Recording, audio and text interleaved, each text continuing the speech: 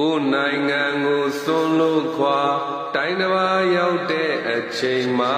အရေးကြီးဆုံးမှာကျမ်းမာရေးအထူးဂရုစိုက်ပေ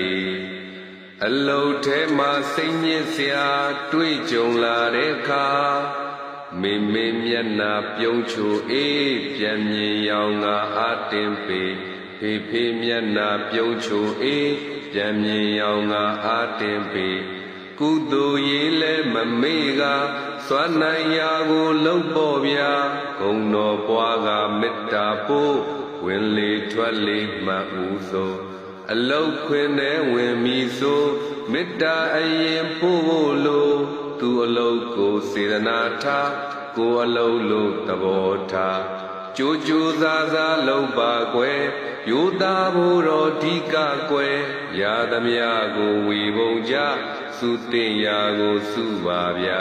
ပညာရအောင်ယူခဲ့ကွယ်ကိုယ်နိုင်ငံမှာနေဖို့ရဲ့မိဘနာမှာနှွေနှွေထွေးပြန်နေဖို့ရဲ့တွေ့တွေ့ခုချိန်မှာတော့ကြိုးစားပေကြိုးစားပေကြိုးစားပေမိသားစုအတွက်ကြိုးစားပေ